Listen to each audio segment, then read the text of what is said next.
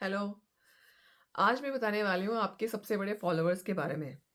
मैं आपको पर्सनली नहीं जानती हूँ, पर फिर भी मैं बताने वाली हूँ कि आपके सबसे बड़े फॉलोअर्स कौन हैं? Any guesses? अगर आप इस चैनल पे जुड़े हैं, तो आपको अंदाज़ा आ ही गया होगा कि आपके सबसे बड़े फॉलोअर्स हैं आपके बच्चे।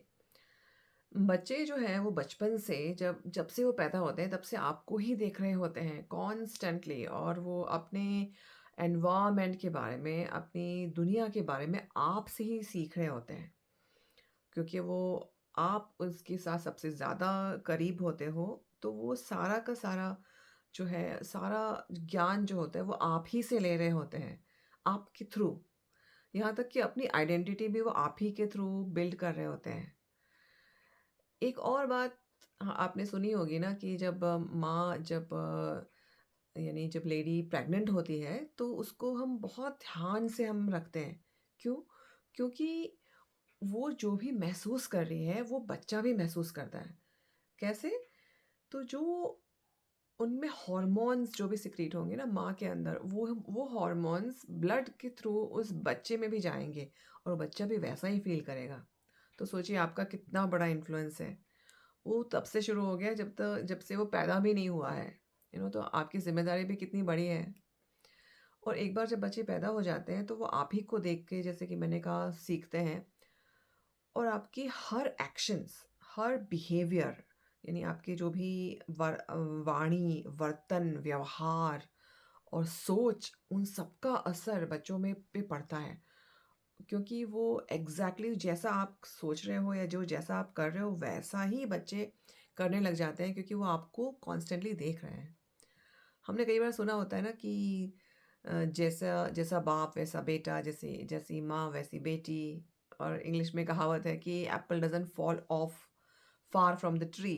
यानी जैसे हम कहते हैं ना कि हम लोग कई बार एग्ज़ाम्पल भी देते हैं कि जैसा बीज होता है वैसा ही फल होता है, और इस तरह के कई सारे एग्ज़ाम्पल्स दिए जाते हैं। क्यों? क्योंकि हम हमारे पेरेंट्स से सबसे ज़्यादा सीखते हैं, उसी तरह हमारे बच्चे भी हमसे सबसे ज़्यादा सीखते हैं। अब यहाँ पे अगर आप कुछ ऐसा कर रहे हो जो सही नहीं है, तो वहाँ पे आपको बदलने की ज़रूरत है। या अगर आपको ऐसा लगता है कि आप कुछ ऐसी चीज़ें कर रहे हो, जो आपने मेबी अपने पेरेंट्स से सीखी, लेकिन आप वो नहीं करना चाहते हैं, तो अब आपके पास एक ऑप्शन है, आपके पास वो एक राइट है और आपके पास वो अपॉर्च्युनिटी है कि आप उसको चेंज करिए। क्योंकि हम सभी अनकॉन्शियसली कई सारी चीज़ें इस दुनिया में सीखते रहते हैं, लेकिन वक्त आने पे हमें अपने हिसाब से जो सही है, वो हमें अपने बच्चों को सिखाने के लिए हमें भी बदलना होगा। इसीलिए पेरेंटिंग एक ऐसा सुपर पावर है, जिससे कि आप अपने अंदर वो बर्ताव करके आप पूरा का पूरा आप फ्यूचर चेंज कर सकते हैं। इसलिए मैं कई बार कहती हूँ कि जो पेरेंटिंग है, वो आप जो है उसमें लीडरशिप आपका रोल है। आप लीडर हो और बच्चे आपके फॉलोअर्स हैं।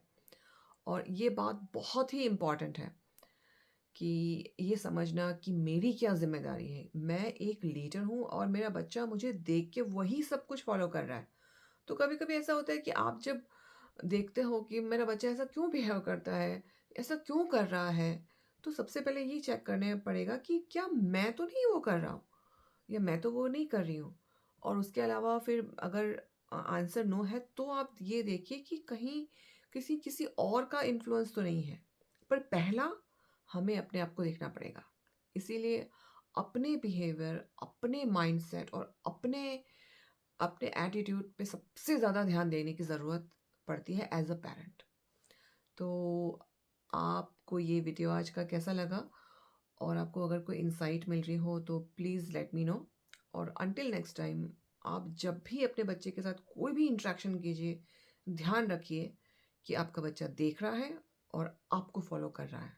सो बस यही प्रैक्टिस करना है इस हफ़्ते। So until next time, just be mindful and happy parenting.